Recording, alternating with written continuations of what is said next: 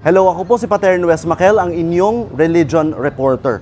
Nandito tayo ngayon sa isa sa pinakamatatandang simbahan sa Pilipinas.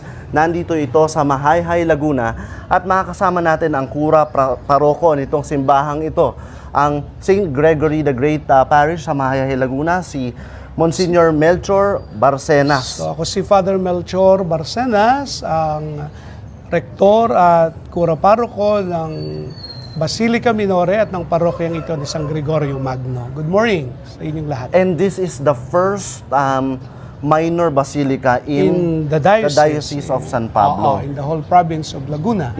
Ano po ba ibig sabihin kong minor basilica, Monsignor? This is an honorific title given to a certain church saying that this is at the same time is the Church of the Pope. No? Church of the Pope. Yeah, it is a honorific title given to a certain church by the Vatican, by the... And there are less than 30 churches in the Philippines that are minor basilicas, I ba? think a little more, 40-something plus. More or less, no? Yeah, so, ganun kakonti yung mga minor basilica. So, ganito In the Philippines. ka-espesyal ang simbahang ito. So, pwedeng pasukin po natin, no? Sure. Tara, pasok tayo.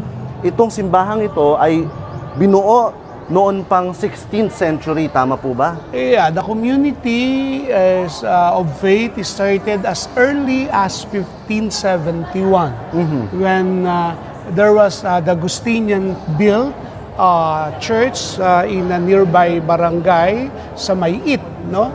There was a Nipa church there, but this church na kinatatayuan natin ngayon was built by the Franciscan 1616. Pakita lang natin, no, yung loob, yan. Para tayong nasa panahon ng mga Kastila ngayon. Para tayong natatransport sa Spanish period. So, kita nyo yung mga pagkagawa ng simbahang ito, mga imahen. At papakita natin sa inyo yung retablo, no, yung altar. Okay. Yan. Ano po, Monsignor, itong maganda itong altar po ninyo, no? Yeah, the altar was restored 2 years ago in preparation for the dedication of the church and the elevation of this church to be a minor basilica. So, but we try to restore it because the old retablo was eaten by the termites. So, sirang-sira na dahil sa anay at about to collapse. Talagang wala nang natira dun sa ano. But still, we wanted to be faithful dun sa original design nung, you know, kaya pareho pa rin yan nung design, just the main, because these two side altars is the same. We just painted it white, katulad nung una na ibinalik lamang namin yung ano. We just improved the area of the Blessed Sacrament, the altar of the Blessed Sacrament, enhance at ini-enrich in order to become the altar of the Blessed Sacrament, the tabernacle. Ano po, Monsignor, yung mga special features sa simbahan na baka pwede nyong pakita sa mga viewers natin? Like, are there symbolisms or antique figures? Everything here, because it's a church, lahat naman ng naandirito is mahalaga para sa function ng liturgy. We have the confessional, we have the old baptistry, yung lumang palabinyagan na naandun, at ayan ay I do not know how many centuries ang nung old anong yon, no? Nung baptistry iyon. And then all this barrel na mga are still original, century old at least, no? Kaya yan, no? Though some of the images of the saints, especially this one, are restored because inanay na nga yung lahat at but this images here, the San Pablo, the Saint Paul the Hermit and Saint Paul the Apostles and the guardian angel are still original, no? And the saints and the main retablo, all of those are still original, though restored. Monsignor, napansin ko may upuan doon, no, na That may is, pula. we call the papal chair. Aha. That What is does one that of the mean? symbol, when the church is a basilica, yon ang isa sa mga symbol, the umbraculum, or the Pope's umbrella, Pwede po ba tayo the lumapit? tintinabulum, and the Pope's chair.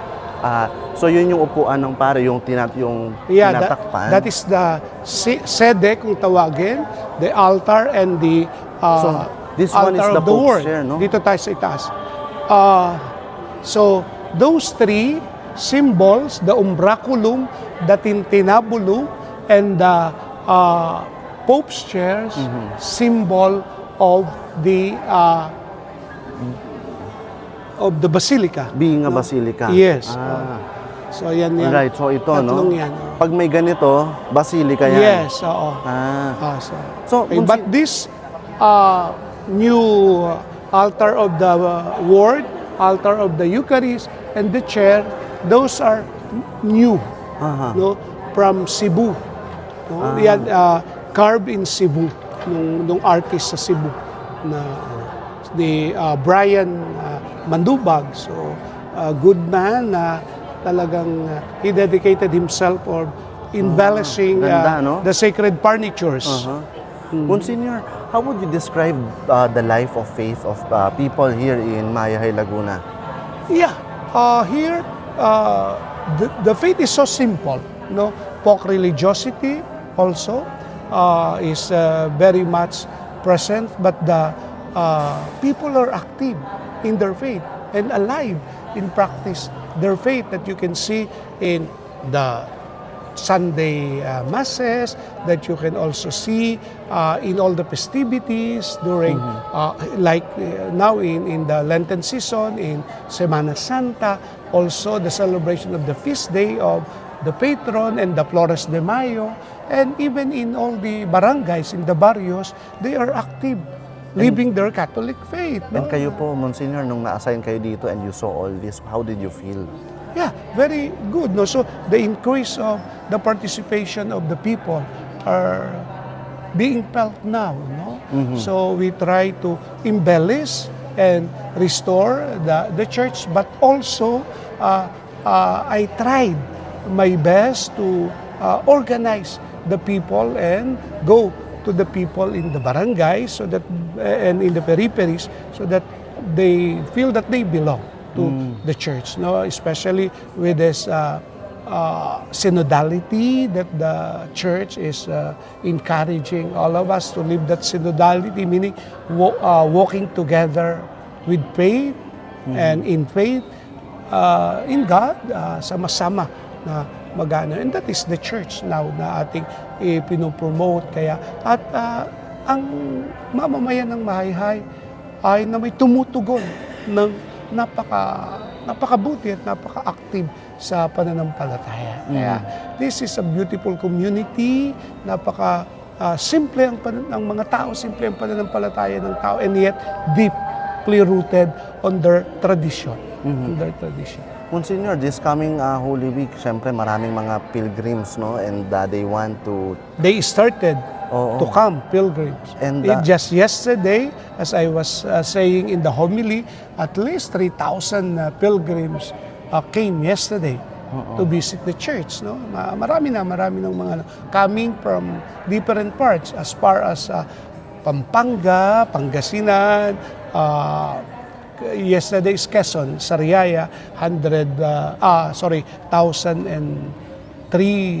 pilgrim, 1,300 pilgrims came, and other from Bulacan and from marami ng mga pilgrims na dumarating talaga dito sa atin. For those pilgrims, for pilgrims looking for a church to visit, why is this church an important place for them to visit?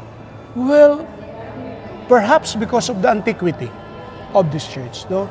And especially after na ito'y ma-restore at after na ma-embellish a little, nakita nila the beauty of the church.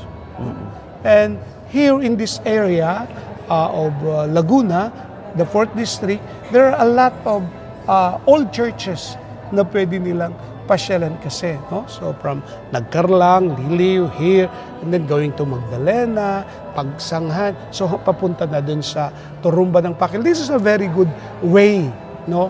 Para gawin yung not only pilgrimages but tourism also, no? Kaya and nakikilala na naman din kasi yung ating bayan at itong Basilica ni San Gregorio, no, through social media, kaya marami na rin dumadating dito. So, can you feel free to invite the viewers, Monsignor. No, okay. So thank you for this opportunity na maipakita muli yung Basilica ni San Gregorio Magno, and in this observance of Lent, I invite you to come and see and pray in this beautiful church of Saint Gregory, no? Sama-sama tayong maglalakbay in this holy season of Lent towards the celebration of Easter. So once again, thank you and good morning. Thank you. Ako po, si Pater Wes Makel, ang inyong religion reporter. See you again.